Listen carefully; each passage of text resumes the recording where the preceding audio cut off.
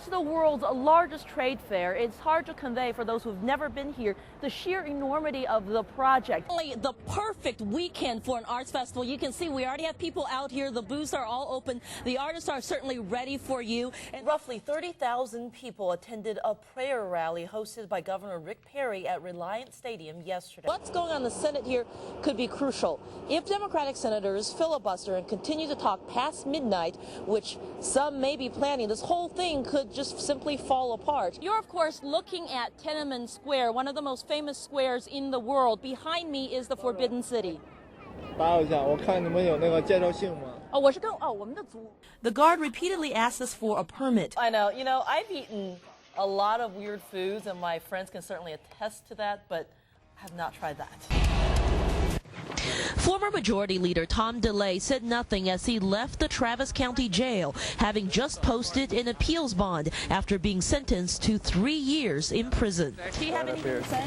Especially to your constituents in Sugarland? It was a tough end to a day that began with DeLay wearing a broad smile and arriving at his sentencing hearing flanked by his lawyers. The hearing itself was brief. The only defense witness, former Speaker of the House Dennis Hastert. He testified that DeLay was a man of good character. DeLay himself even pleaded for leniency in court, though he never admitted to doing anything wrong. It was pathetic to see Tom have to stand before a judge and say, "I'm not whining," 3 different times. If you're not whining, you don't have to say, "I'm not whining," 3 different times. But Judge Pat Priest was not moved by the pleas, sentencing DeLay to 3 years in prison for conspiracy and 10 years probation for money laundering. Prosecutors say the man formerly once known as the Hammer got a fitting punishment. Well, I think Tom DeLay said it best. He said that he was arrogant. And his statement was an extremely arrogant statement where he refused to accept responsibility, refused to show any remorse for the offense for which he's been convicted of. DeLay's attorney disagreed, vowing an immediate appeal. If I told you what I thought, I'd get sued. This will not stand. DeLay was led away by sheriff's deputies for inmate processing. He is expected to remain free until the appeals process is exhausted. Prosecutors say they're confident that the verdict will stand. We tried this case to a jury, and that's what prosecutors do, and it was a fair trial. DeLay's family was there for support. His wife and daughter remained stoic through most of the sentencing process. But as the sentence was being handed down, tears streamed down their faces. Reporting from Austin, Miya Shay, 13 Eyewitness News. There are basketball stars, and then there is Yao Ming. In his homeland, there is nothing bigger. So when the Houston Rockets traveled to China to play 2 exhibition games against the New Jersey Nets, his teammates knew it was all about the big guy. We came here for him, and we were just trying to get these wins for him. To be Yao Ming in China is to have your every move followed by seemingly everyone. A standard pregame news conference draws hundreds of journalists who, in front of Yao, act more like fans. How much pressure is it on you to perform? 你觉得你这儿有多少的压力? Pressure and my sweat already in my hands. By the time he made it out onto the court in Beijing, the expectations almost unrealistic. For the fans who managed to get those priceless tickets here to watch Yao play and cheer him on, of course, winning is important, but that's not as important as simply being able to see China's biggest star on the court. Foul line extended, looking to post up. Yao, he has it on that right block. One-on-one with Lopez, spins right, goes to the right hand, and easily dumps it up and in, much to the delight of a sellout crowd. Great, 非常非常棒，因为 China. Rockets, we love the Rockets. We love the Rockets the most, says Xie Yuansuan. Yes, Rocket, I'm Rocket Man.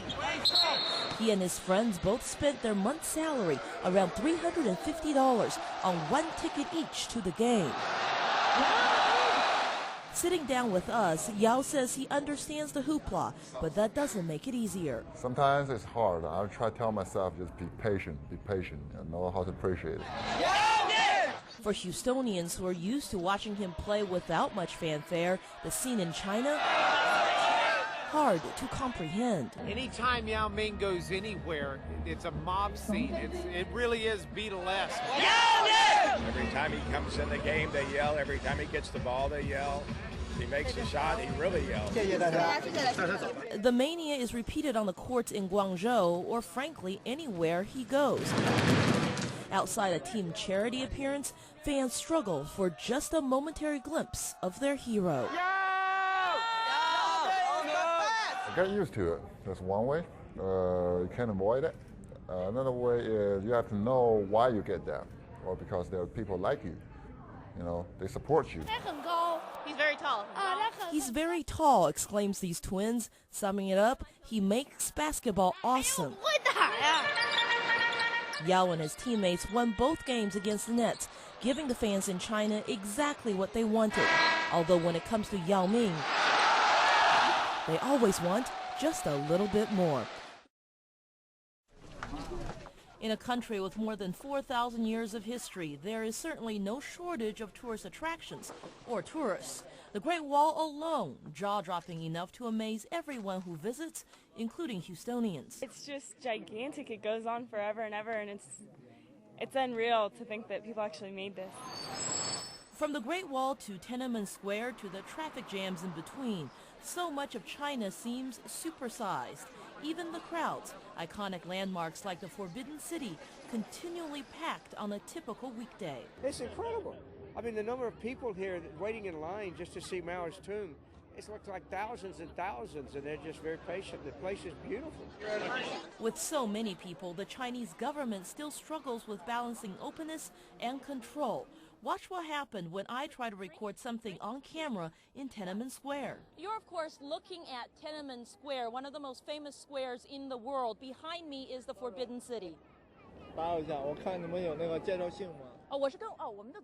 The guard repeatedly asked us for a permit. We informed him we're with a tour group. It would be the second time we're stopped in Tiananmen Square in less than 30 minutes. Eventually, we leave.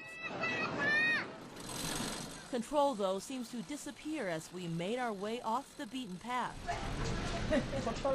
Weaving through the centuries-old hutongs or alleyways of Beijing, easier on the old rickshaw. Hello. And it's where we found Liu Hunqian. She's lived here for more than 60 years. I used to work at a factory, she says, but now I'm retired. And we make a few dollars by feeding tourists. There is no government oversight here. Instead, enterprising middlemen take Western tourists for an authentic Chinese meal. They've just been warm and friendly, and we found the same thing whether you were in a bar in a hotel or whether you were in a little cigarette shop. The tourists fill their bellies with dumplings and leave happy, but the Liu family gets just $3 for every foreigner it feeds. Do you see China getting rich, I asked. She says, of course, for some people, but not here, not at $3 a meal. And so turns the mega Chinese tourism machine. Somewhere between careful governmental control and enterprising businessmen lies a country whose natural beauty brings in millions of tourists. It's very beautiful, just kind of breathtaking, actually. Like a souvenir. And an industry that brings in billions of dollars, even if it has to be earned 1 yuan at a time. In Beijing, Miya Shay, 13 Eyewitness News.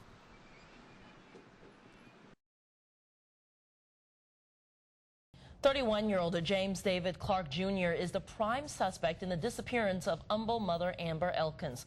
Her family believes it is her body that was found along Gene Campbell Road in Montgomery County Sunday.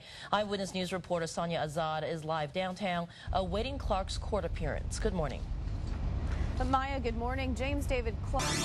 It could be a very good day for your 401k. Overseas stocks are soaring this morning on word that Washington finally has a debt deal. Japan's Nikkei index shot up more than 1% on news of the agreement in Washington. London's FTSE is also up more than 1% right now, and the opening bell may be singing on Wall Street. Dow futures are soaring. Right now, they are up 172 points. Washington is cutting it close with this deal. A vote in Congress may not come until tomorrow, the day the U.S. could default on its debt. This morning, the deal agreed to by the president and congressional leaders will be presented to Congress. The Senate takes it up at 9 a.m. Houston time. The House tackles the bill 30 minutes later. A vote won't happen until noon at the earliest. Congress has until midnight tomorrow night to pass the plan. Otherwise, the Treasury Department runs out of money.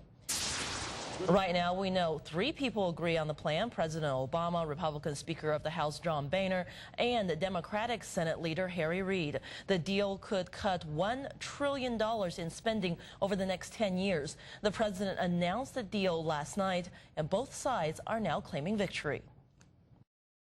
It will allow us to avoid. 6:15 now, and Don has a look at our traffic, and flowing fairly smoothly today. Not bad today, first day of August. Let me show you. 6:35 now, and Casey Curry is here with a look at the tropics. You know, we just got through dawn, and nothing much happened over there, but hurricane season far from over. It really is, and we're seeing all kinds of. I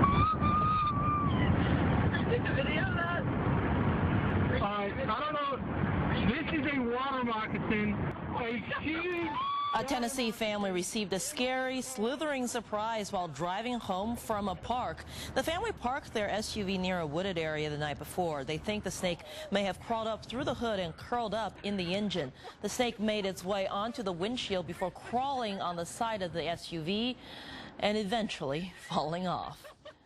Police in Louisiana say an 8-year-old boy drove more than 100 miles because his father was too drunk to drive. It happened on Saturday near Baton Rouge. Police arrested 28-year-old Billy Joe Madden during the traffic stop. Investigators say his son began driving in Hattiesburg, Mississippi.